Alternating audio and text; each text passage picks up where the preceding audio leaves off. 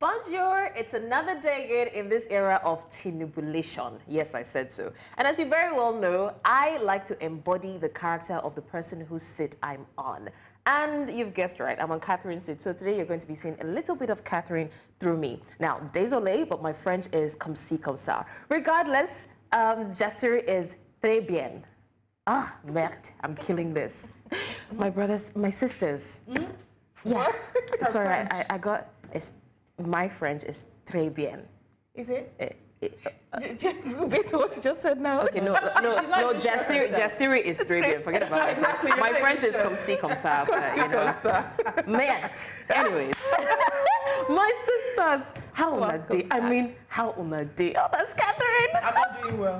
Oh, really? I was coming this morning, I saw that fuel queues had increased. Oh, yeah. So I'm actually It's worried tripled. because my pan was like, oh, okay, it's going down, it's going down No. by weekend. No. Maybe. No, the lines have increased They've gotten again. longer. I'm not doing Yes. well. I'm not fine. I don't even think that's my own problem. I bought fuel from one of the filling stations, like 30k fuel, and in one day, It's good. it's finished. Where did you go? I don't want to mention. How It's far? as if Were you I in have the traffic feeling though? that because I've heard of this scam they're doing, Yeah. they said they'll start to fill your tank, Yes, but but it'll no, be they're coming air out. Yes. that'll be coming. Yeah. Because in one But day, the meter will run. Yes. the Yes. meter would run, and now I have no fuel. And I bought 30k fuel 30K. on Yesterday? no, day before yesterday. The only place I don't it's know. I am yesterday I had to buy black market at night to be able to drive down today. It doesn't make sense. It doesn't make sense We hear to from me. the DPR, the Department of Petroleum Resources, that say they're going to shut down airing stations that are that are selling above 1,000 naira, that are also selling in jerry cans. I think that is majoring in the minor. Provide the fuel. This is what, the third week almost, Yeah. or going on to almost the fourth week of a week. fuel crisis in Lagos. Yeah. It doesn't make sense. It doesn't. And it's funny, it's unfortunate that with all the suffering that's going on, with everything that we're all dealing with, Nigerians themselves are still shortchanging people. Like you Yeah. just said, they're putting air in fuel tanks. I don't understand Yeah, that. but we always say that we are who the leadership is a reflection of the people. They didn't come from So every Mars. time people want to talk, I'm looking at myself critically first. Yeah. That do I have any right to say criticize anything. when I personally, in your own personal space, you are not doing well? It's the proverbial So glass house. what gives you the impetus to criticize? It is the glass house, yeah. And It's I don't think any of us can throw it's not stones normal. at this point. It's not normal. Please, I want us to move on. Having to think about if I'm going to end up queuing. It's already. It's I did not come back an if from vacation for this. It's not an if situation. It's not. Oh, wow. Well, hopefully we have a different point of conversation from next Yes. week. Hopefully we're not still saying the same thing. All right, ladies, we are going to get into a conversation about the postpartum period. Yes. So I want to ask Lolo and Tolu, because you're the only mothers and married women on the I'm a table. mother. You're a mother? well, So, Asha. did Not biologically, it but like I'm a We're mother. all She did mothers. photo shoots with her dog. Did you see Your it? dog? Don't worry. We're mothers in that regard. But I mean, I will put the that mothers who photo have up one day. Photo shoot with Asha. What's that? Talk to Well, mothers for mothers who have had actually actual, real human beats children. pass through them. Hey, is that pass-through? Is that pass-through? So the thing is, I feel like for women who haven't had children before, there's a lot of information that we don't know about. We see the joy of it on Instagram and the baby photos, and there's nothing cuter than a nice little, cute little baby. But there is the reality to it that women can actually speak to, and we'd like to have a conversation about that. So before we get into the main gist, Tolu, Lolo, can you tell us what your postpartum experience was? See, I have a senior in this because I know every pregnancy is not the same. So I have a senior, even in this, I have a senior in this profession.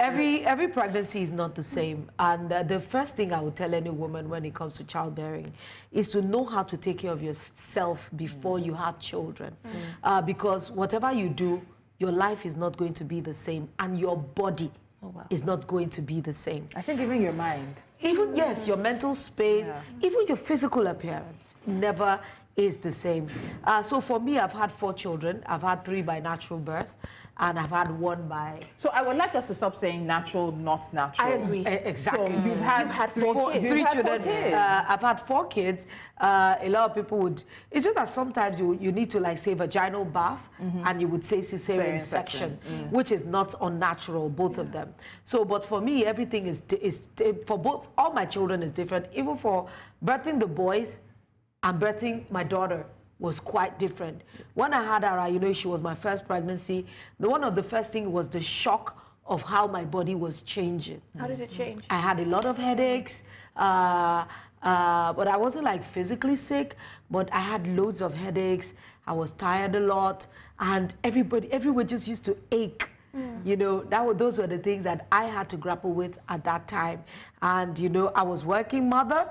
I had no day off. I was in Radio Nigeria then when I had my daughter. It was a bit challenging for me because what your mothers would only say to you is like, you'll be okay. We've all passed through it. But it's not like anybody is going to give you like the A, B, C, D of what it is to do. Yeah. But one of the things that I've learned is, please don't go that route of, I won't go to hospital until I absolutely need it. Some women do that. Or you say, God forbid, cesarean God forbid, section. Women have section. died along with their babies All those because kinds of God nonsense. forbid. Yes. There is a reason why you need to be well taken care of. Some mothers develop preeclampsia. That is like high blood pressure when they are pregnant. I never had. Some have a high blood sugar that can make them have very big babies that they might not be able to pass through their canals. And those things are things, if you don't go to hospital, because they will do you routine checks, even to HIV check, to hepatitis. All these things are very, very, very important things that you need to do. And whether you like it or not, no baby you have, you don't carry the same. Yeah. For me, Ara was challenging to birth because she was my first.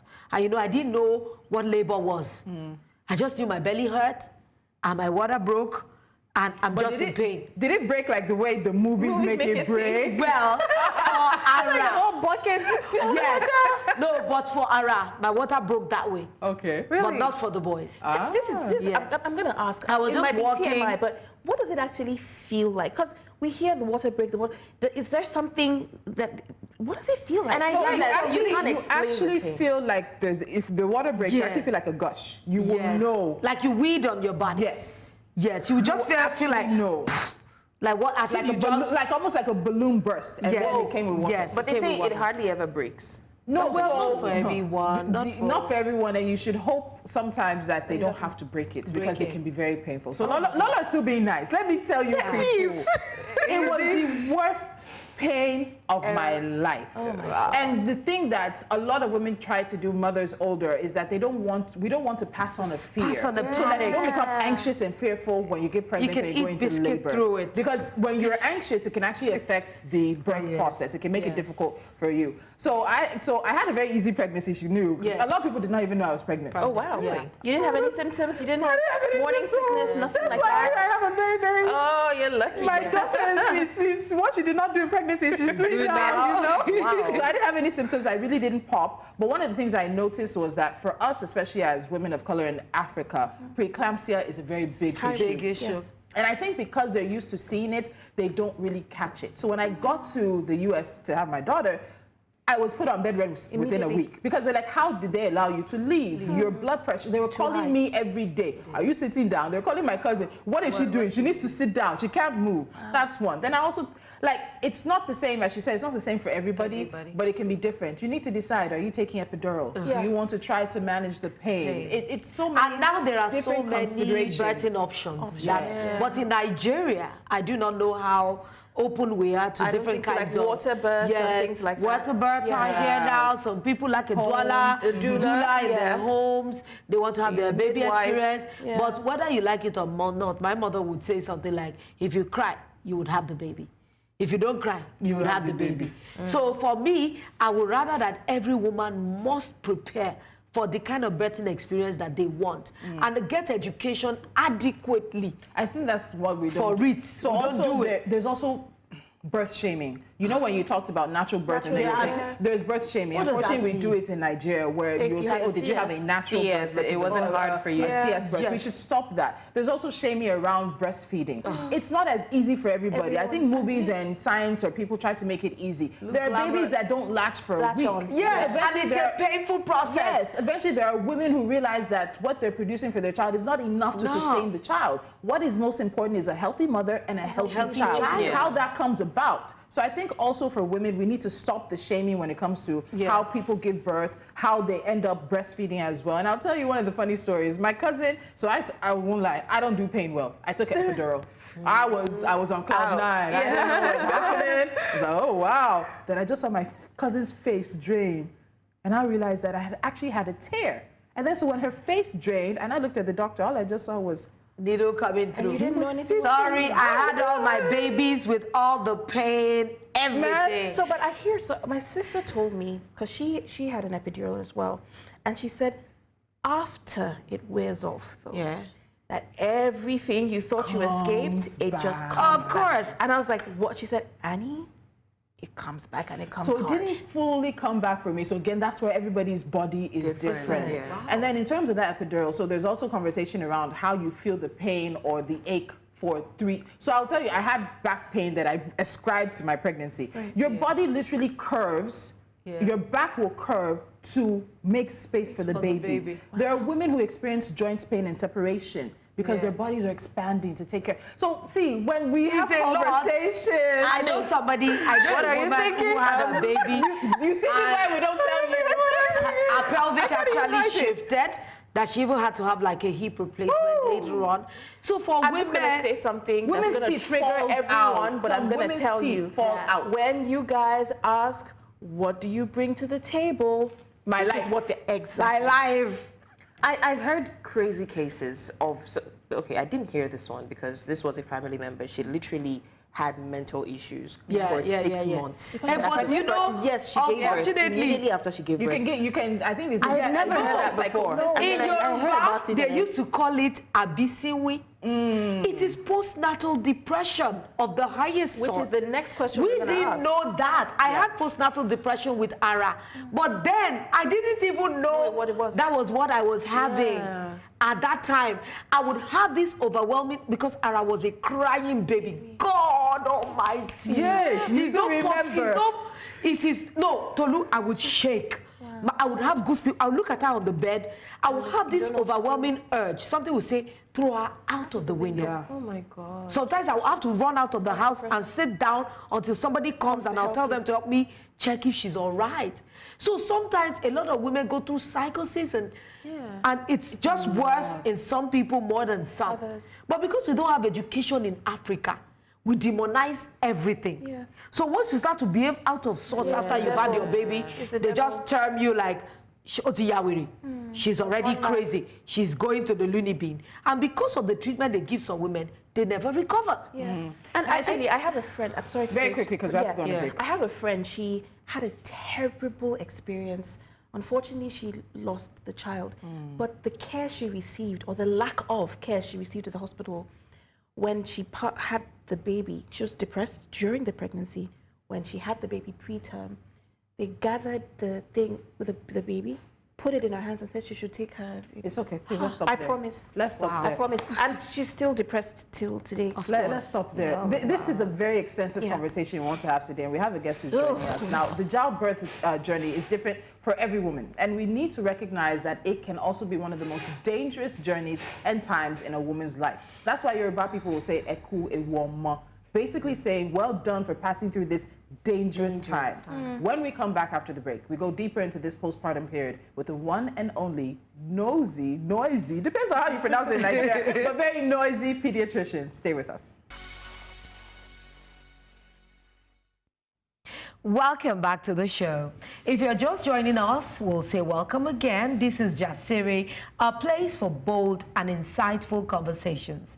We would like you to connect with our viewers. You know, we would love it, wherever you're watching us from. So if you're streaming from any of our platforms, we are at News Central TV on all the platforms. Just drop a comment on the conversation and we will definitely, love to converse with you. Despite having the largest economy in Africa, Nigeria also loses more women to death in childbirth than most other countries in the world. In 2020, about, a lot of women died in 2020 due to pregnancy-related complications, but a slight improvement. That 2020 was a slight improvement from the previous year, that's like from the 2019 of that year. But in May this year, the Coordinating Minister of Health and Social Welfare, Muhammadu Pate, said that 57,000 mothers died from pregnancy and complications during childbirth in 2023 alone. Yes, indeed we are seeing a decrease, but for many women in Nigeria, pregnancy can be the most dangerous time for them to pass through. Now, we often focus on pregnancy and safe delivery, but what happens after mothers take their new babies home? The postpartum period, said to last about 6 weeks after childbirth, can be a daunting journey for many mothers, marked by emotional, mental, and physical challenges. The impact of postpartum health is not just limited to mothers, it is also significantly one that affects infants' well-being. Today, we're joined by a pediatric healthcare professional to explore how postpartum struggles influence infant development and the importance of maternal mental health in ensuring a healthy start for newborns. His government's name, what his parents named him, is Dr. Ayodele Renner, but he is known and loved as the Noisy Pediatrician. Welcome to Jasiri. Welcome. Thank you so much for having me. Tell them what you said about the chair. So, I'm in the middle. Amongst women, yes. So it's fantastic to be here, and thank you for giving me this particular chair. Okay. That's the chair we reserve so that you can feel Amon. But don't worry, the closest to child here would be blessing. Can you imagine? I missed this. Dr. Renner. Yeah. Just focus on me Yes, right yes, now. I'll do Just that. let's forget about what we just heard. Now, before we break the break, we started off by talk, and I don't know why Annie asked that question. I don't know why we're having this conversation. I'm too young for this. But anyways, we talked about the postpartum period. Talked about the depression that follows for some people. I mean, people are different, so women shouldn't be out there saying, "But I didn't experience depression. Am I normal?" Yeah, it's different for different people. I want to believe, right? But in this part of the world, like Tolu said, we often focus on the pregnancy and the delivery, and after that, everything is all rosy. The mothers are there to do a mugo, so you don't have to worry about anything. But we don't talk about the mental stress, the pressure that comes with it, the mental issues that come with it. We hear even mothers, and that's something that needs to stop. Mothers will say things like, you're not the first person to have a child, so stop acting like a baby. Not even just mothers, even elderly women in the community, people that should be supporting you will say things like, she's not there. I don't know why she's behaving like that. I heard someone say that last week about someone else, So we do not exactly prioritize the women's health, mental, physical, after the delivery. We might take care of them before the delivery, but after, it's like everything that matters is the baby, right? I want to ask, what makes it so challenging for women? I want to believe that it's challenging for no matter the kind of pregnancy you have, there's a level of challenge that comes with it. No matter the kind of delivery, there's a level of challenge. So what makes it so challenging for different women? So, really great pointers that you've actually presented here. Because the idea is that pregnancy is actually a perilous journey. And, a normal pregnancy is something that we declare in retrospect, such that after the child has come out, then we now say, this pregnancy was normal, So, and everybody's happy when the baby arrives. But you see, the mother is kind of like the vessel, and a mother is not pregnant for herself. A mother is pregnant to bring the baby. And so once the baby comes, like, we're all happy, especially if the mother is fine. The focus kind of shifts to the infant. And that's because the infant is vulnerable, the infant is so tiny, so cutesy and demure. You have to use demure. It's So the baby arrives and the attention kind of shifts, to the baby. And this is sometimes at the detriment of the mother. And you find out that, of course, people's coping mechanisms do tend to differ, such that there are some mothers who have all the help that they can get. They've got their sisters, they've got their mother-in-laws, possibly even their mother at some point. But I think family dynamics are changing right now. I do begin to increasingly find that there are lots of mothers who don't have that luxury, such that either their parents, their mothers or their mothers-in-law are not accessible and they can't come to, stay with them for omugo, or they simply are living abroad or living too far away. And that presents a sort of challenge, by way of how much help they can get. And the reality is that even fathers actually don't get, paternity leave. Don't get paternity leave. And so the help that even a willing spouse might want to render might simply not be there. And so nobody is asking her, how are you? What is the bonding experience with your infant like? And so if she's having problems like difficulty with lactation, difficulty with latching on, then that presents a mental and psychological stress to her. And as you said, it's not only even other mothers that puts, or the grandmother that put that stress on her. Sometimes even healthcare professionals say things like, why are you not putting to the breast? And they say this very judgmental tone that kind of gets them, feeling as though they are not adequate. And nothing could be further from the truth. You're adequate no matter what situation you find yourself. So Dr. Renner, I'd like to ask, because we have a culture here in Nigeria where your family comes to help, especially your mothers. I think it's fondly called omugo, right? And women come to expect that assistance, that help, that support system when they've given birth to children. However, we still know that women go through depression, postpartum depression, even though it's massively, misdiagnosed here in Nigeria. How come the presence of a familiar support system, because this is your family, you've known them for forever, how come the presence of a familiar support system doesn't ease up depression if it does happen? Does that mean that it's completely biological? Is it psychosomatic, where it's you're feeling what you think you're feeling, therefore it's presenting in your body? Why there's a disparity between having support and still being depressed. After giving birth to a child. Can you speak on that? Yes, I think that is a real thing. And fortunately, the reality is that most mothers, so the postpartum mental health conditions tend to be on a spectrum, from postpartum blues, which just tends to be sadness. Postpartum anxiety, in which a mother is actually expressing a lot of anxiety about caring for the child. There's postpartum post-traumatic stress disorder, whereby they are thinking about all the trauma they went through in the pregnancy and giving birth. There's postpartum depression, in which there's such significant sadness and a change in mood that there tend to be suicidal ideations. And then there's postpartum psychosis, whereby they actually now have hallucinations, they hear voices, they see things, and they actually think that the baby is going to harm them, or they feel like they must harm the baby, if not the baby is going to do something terrible to everyone in the home. So it's on that spectrum. Unfortunately, most women will fall somewhere in postpartum blues, whereby they're just sad. And you see, the reality is that sometimes a support system is sometimes there, but who are they there to support? Sometimes they just want to make sure, oh, this baby bathes, this baby, and the mother is like, okay, share your life, and then they keep it moving.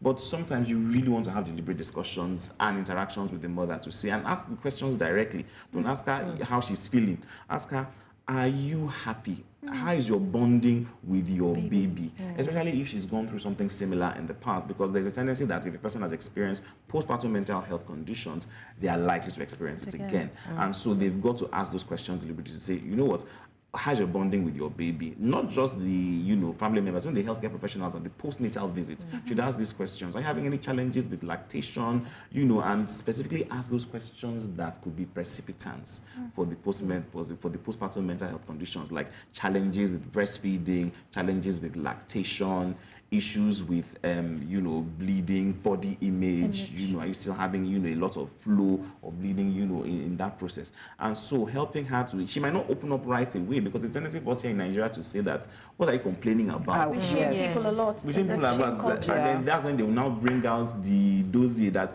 after I gave birth, I fought 2 lions. As soon as I left, I trekked from the hospital to the house. I pounded. Yes. You know, Dr. Renner, you know, depression in Nigeria or in Africa is still like a new phenomenon that a lot of people, even I would say that maybe in the last 5 years is when we began to really vocally say that depression. So that means a lot of women that go through this thing, they do not even realize. Like I just gave them an example of myself. When I had my daughter, I did not even know what I was going through, even though my sister was, but I just knew I had morbid fear for this crying baby. I used to feel like, okay, maybe it's because I'm near her. That's why she's always crying. Maybe she doesn't like me. You know, those kinds of things were things that were going on in my head. And I cannot tell you that I got diagnosis or I was able to tell someone, because everybody would look at you like, everybody has been having babies. I'm here to help you. So what's the problem? So you have to hold. And we go through other traumatic experiences like that birthing, that bath they give you. Oh my God, with scalding hot water. Annie is asking what bath? They would dip a towel in hot, scalding water and just press your stomach. My sister would wedge me to the wall, and I saw them. it was an experience. I cannot even lie. So I want us to begin to talk about this postnatal depression a little more in-depthly, so that people would know that what are the presentations of it. Because for every woman, I think it's a little different. Because you just talked about the spectrum. And I can assure you, a lot of our listeners are looking at that spectrum and looking where they situate themselves. Because I've heard baby blues is like the easiest. And some of them might find themselves in the psychosis side that they don't know what to do.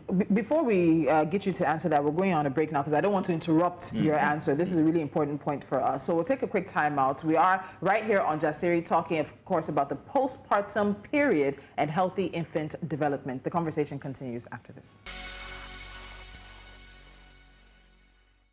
Our off-record conversations are even much more sizzling than the on-record ones. And if you could see Annie's face during the commercial break, you'd understand why they said let's not necessarily always tell them everything. But the conversation is about the postpartum period and infant development. Our guest is the Noisy Pediatrician, aka Dr. Ayodele Renner. And just before the break, Lola was asking you about the signs in terms of the range, that range from baby blues to postpartum depression and even postpartum psychosis. I know I had baby blues, and she's spoken and given her own I don't even know where I was on the spectrum that you put, even though I didn't do anything to her, but I had this overwhelming urge to throw her out of the window. It was so much that sometimes I would have to step out and stay by the door until somebody comes like a neighbor, that maybe she doesn't like me. I just used to think maybe she'll morph into something like with teeth and say, I hate you.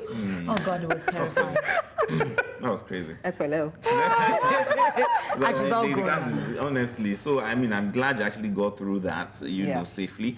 The reality is that, so for baby blues, it's just sadness. So it's sadness, it's just a feeling of just being overwhelmed and just wondering if you're actually capable of caring for this new, freshly minted human being. Then for the postpartum anxiety, there's just this feeling of constant unease about everything that relates to the baby, whether it's changing the diaper, tasks as simple as breastfeeding, which seems to be like a natural thing, right? But you see, breastfeeding is not that easy, as natural as that it actually seems to be. Not everybody finds it like a walk used to bleed. My babies used to chew on it. And your mothers will say, it is the mouth of the baby that will make it heal. So I'll rub Vaseline on this one and feed on this one in the morning so that I can feed later in the day. But what about... Do you intend to come and like do a Google when I give birth? If you do, just stop talking because you're changing my mind. No, don't worry. You're gonna have your baby. You won't remember. You won't feel all of this when that situation comes. Because it's time that sort of dulls the pain, and that's why women continue to get pregnant. But please continue. So when you now move to depression, and the reality is that sometimes some people might actually go from simple baby blues all to depression and all the way to psychosis. For depression now becomes an overwhelming feeling of constant sadness. There are no moments where their mood is elevated. And in that situation, they develop what we call anhedonia. With anhedonia, they kind of are not interested in anything that is pleasurable. They begin to lose sleep. They begin to lose self-care. So they stop taking a bath. They stop eating. That really begins to affect their function, their daily function. And in that situation, that's depression. Sometimes it even requires medication to make sure that they don't, harm themselves. And on the really far spectrum of that depression is suicidal ideation, where they actually feel like they need to take their lives for it all to end. Then with psychosis, that's when they begin to develop a lack of touch with reality, such that they begin to hear voices, the baby starts to talk to them, they begin to see or hear things, And in that situation, sometimes admission into a mental health ward actually might become necessary for the safety of the mother and the safety of the baby. And so this is the entire spectrum that exists and these are some of the symptoms. But again, I think that family support and then also helping, speaking with the registered professional mental health care professional actually does help in identifying, so meaning that the postnatal visits can't just be about eyes of rest, eyes, blood coming out, also ask about the mental health. Please, I just wanted to, because you talked about postnatal visits to the hospital. Here in Nigeria, you hardly have caregivers come home to the mother. You have to go to them. So in a mother that is dysfunctional might actually not want to present herself to the hospital. So how do we bridge that divide in Nigeria? Or because you're a practicing doctor, how do you help? That's a tough one, because yes, so that the health visitors, abroad actually go home, maybe more in the UK than in the US, but they go home and they actually knock on the doors, find out how the mom is doing, find out how the baby is doing. But here, do you know how on your own you are going to be? Because immunization days. Where they make you sing and dance. And even if you don't go for your appointment, postnatal appointment here in Nigeria, nobody follows up. They say, you just did not come. Thank God. Let's work for us. Let's close the clinic on time. But, so again, it really does have to do with things like funding and staffing and, how available healthcare resources and personnel are to go and find out what's going on with mothers who don't turn up for their postnatal visits. And so on that side, my own experiences, they were calling me. So I had to do, we went back, I think there's one they do under the foot, they do hearing tests, and then they were calling me, especially a lactation nurse, so different states. So there was a lactation nurse who was calling me to find out how she was latching, how we're doing with all that, and it's overwhelming. It's a lot of calls. It's a lot of calls when you're just finding yourself back. I mean, juxtaposing that with our health system in Nigeria, our health system is flawed. But that's a conversation for another day. My concern is, some of these things are situations beyond our control, right? A woman can't tell if she's going to be susceptible. I mean, like Catherine would always say, we have the "it's not my portion" syndrome. So we cannot, but even if you want to prepare for it, you can't be fully prepared for it because you don't know what is coming. But my question is, are there particular risk factors that exposes women or makes them more susceptible or vulnerable to postpartum depression or whatever issues? We're hearing of stroke after birth. We're hearing of mental issues. We're hearing of teeth falling off. Teeth falling off. Some people go temporarily blind. Yes. Some people go temporarily eczema blind. all over your body. Blessings. So challenging. So I think you've already hit the nail on the head, really. So challenging pregnancies actually are a risk factor for mental health disturbances postpartum. And then if there has been a pre-existing mental health condition, whether it's anxiety or depression, there's a greater likelihood that pregnancy and delivery will exacerbate and make it worse. If there's a family history of mental health disorders, the mother of the person who's just given birth, then one should pay close attention. If there is a history of a mental health disturbance in a previous pregnancy, because the fact that one pregnancy, a woman had postpartum mental health conditions in one pregnancy means that there's a greater likelihood that they'll have it in the subsequent pregnancies. And the reality is that for some women who do not have any postpartum mental health issues in one pregnancy, it doesn't mean they will not have it in subsequent pregnancies. And so it's kind of like, okay, don't assume that because you didn't have it in one, you can't have it in the others. Then, of course, the ever ubiquitous social issues, poverty, unstable marital and home front, difficult marital and challenging home situations actually do predispose women to developing postpartum mental health challenges. That one is so true in Nigeria. Very, very true. In fact, I think that there are a lot of homes where, just hear me out, I think a lot of people have CPTSD and they just don't know it. So we all know about PTSD. There's another form called complex post-traumatic stress disorder, and it happens when you are constantly in the face or exposed to threats that you cannot escape, as opposed to like a one-time big thing. Exactly. So it throws your nervous system out of whack. Your fight or flight is always firing. Your cortisol is flowing through your... So anyways, I want to ask, for children who are living with parents or a mother who's going through postpartum depression, what are some of the risks, honest risks that they face, and not just physical risks, because we know they can be harmed physically, but is there a possibility of transference of this mental health conditions to the child through the mother's behavior? Because I know that sometimes that's how it happens. So is this something you've seen? Are there documented cases? And how do you prevent that if this child is stuck with their mom? Please, it's my duty again. Before you answer, we have to go on a break because I wouldn't want to interrupt your answer. The conversation will continue after this.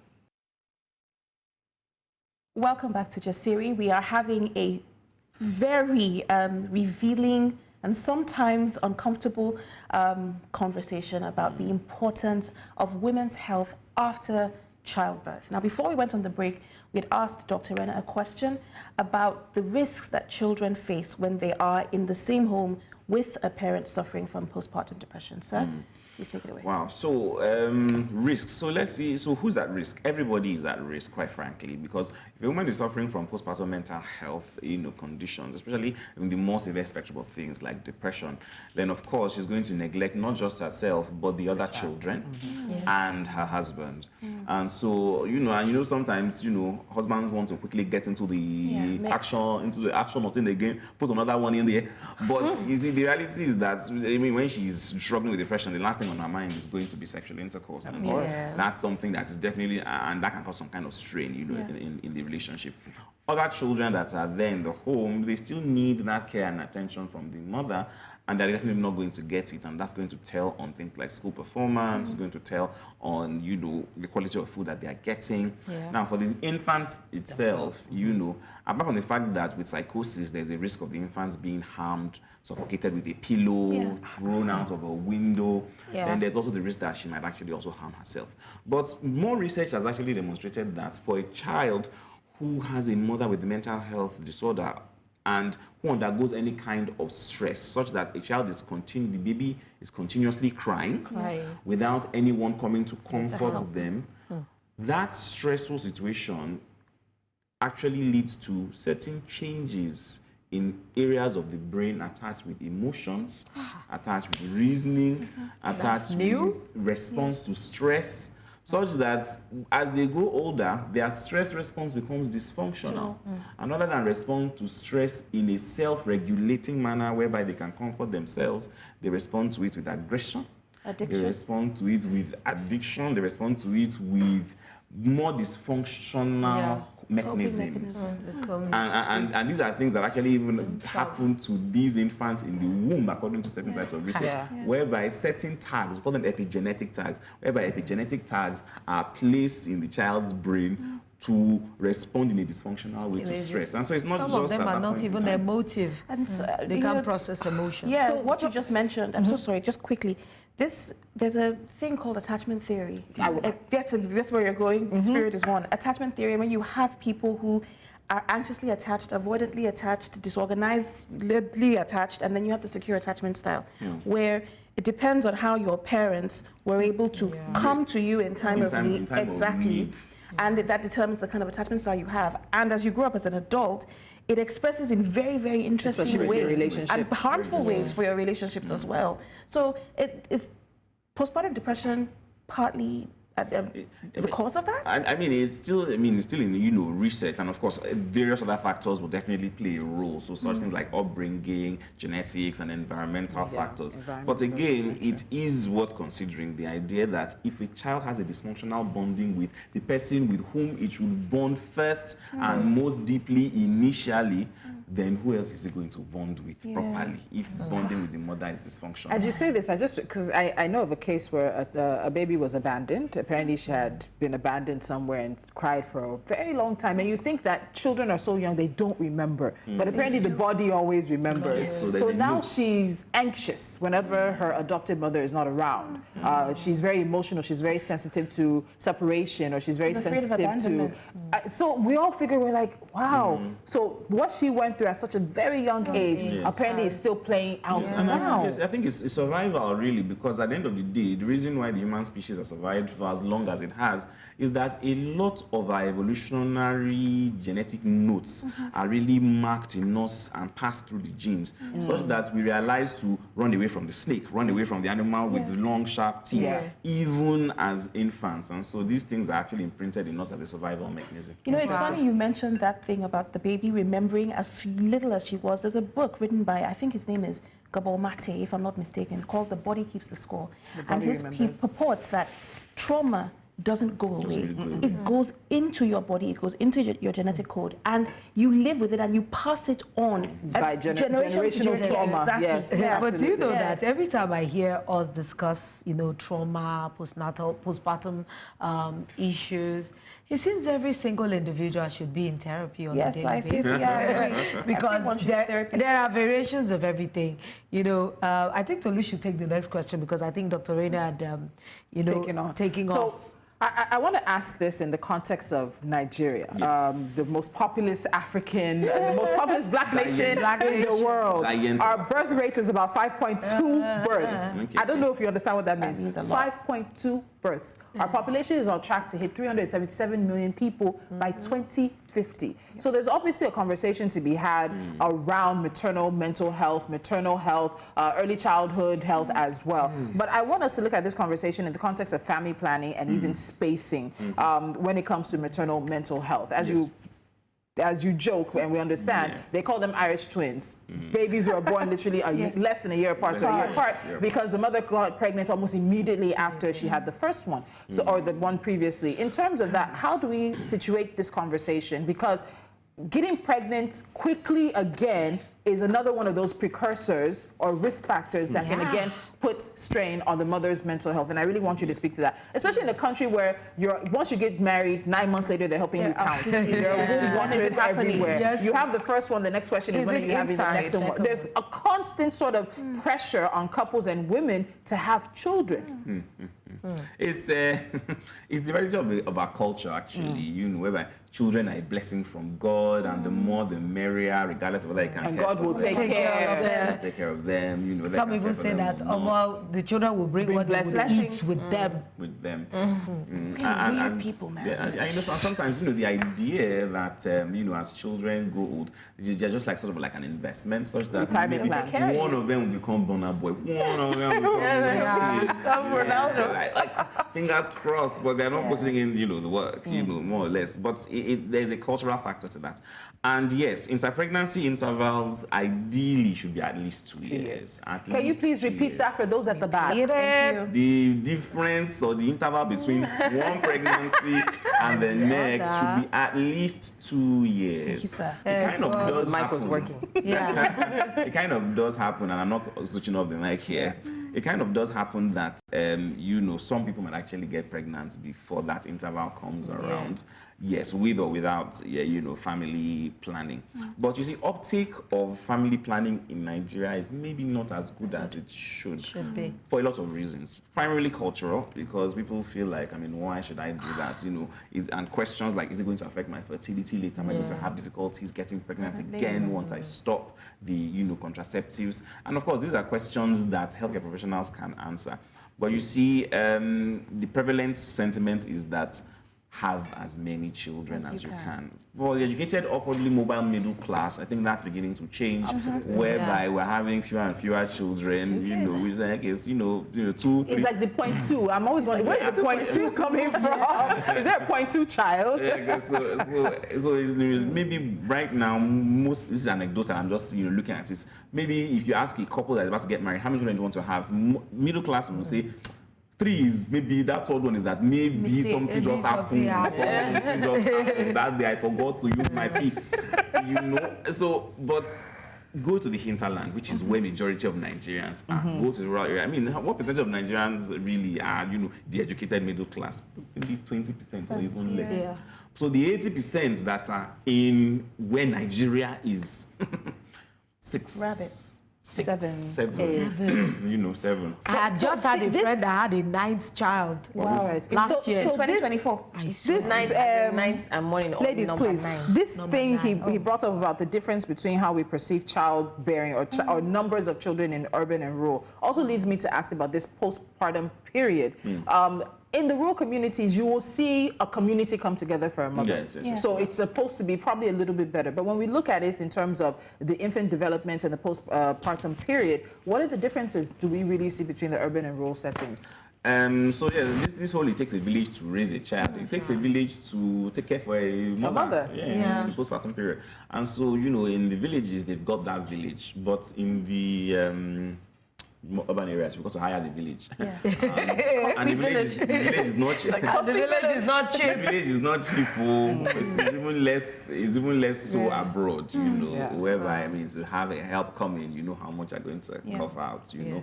So in terms of that difference, it will be actually interesting to know, and I don't have the answer to this, what differences there are in the prevalence of mental health challenges in the urban versus the rural areas. I imagine that if we're taking the amount of help they get as a risk factor, eliminating all other possible risk factors, perhaps they're actually better off in the rural areas as far as getting help is concerned. If, let's say, getting help or not was the only thing that was affecting, that was needed, mental health. then I would say that. But wouldn't you consider help be, wouldn't you consider We have 5 relative? minutes. Wouldn't help be relative in the sense that, I mean, you only know what you know, and within that community, think of it like an echo chamber where whatever it is that they have known is what they're going to do, even if it's not necessarily helpful. Does that make any sense? So, yes. It doesn't really matter what they are going to do, as long as the mother perceives that she's getting help and she's being helped. And I mean, it's a wider discussion that I'm even going to actually have, with a few mothers, called the Baby Convention on the 16th and 17th of November here in Lagos. And so I like mothers to just come. Let's have a discussion about what it is to have those, challenges. I just wanted to ask, because these days there's no health challenge you talk that they won't say food is at the bottom of it. Is food part of postpartum? Because I've seen women eat all sorts of aggressive things because they just had a baby. Some houses, they'll cook you lizard. Oh, yes, there's so many weird things. I would love them to get their faces. Yeah.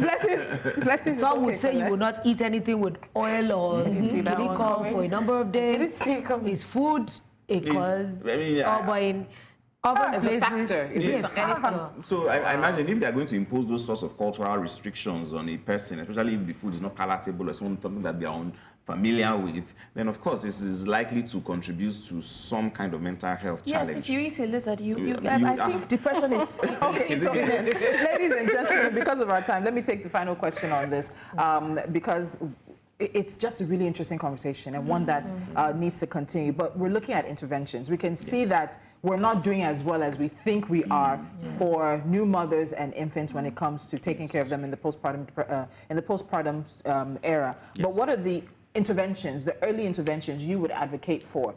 Whether it's through family, we already have the Omogu system, or through government, making sure that there are people who go to knock on the doors for new mothers and communities, and they're checking up on them. How are you sleeping? Is the child latching? All these kind of things. What early interventions would you advocate for as we quickly wrap up? Fantastic stuff. So I'd say that, first of all, I think at the antenatal clinics, we need to start to tell mothers what to look out for. Usually we tell them things like this, how to put the baby to the breast, this is signs of labor, but we tell them that these are the signs of postpartum depression, these are signs of postpartum blues, and it can happen to anyone. We need to start to educate mothers. And then for mothers who actually now have given birth, screening is very important. Have a clear checklist that not just, everybody has what they're asking the mothers. Have a clear checklist that includes everything you should act, including the physical and mental health challenges. If a mother does develop these things, assess, grade her, and make sure that if she's anything on this more serious spectrum, she goes to see a professional mental health specialist, and of course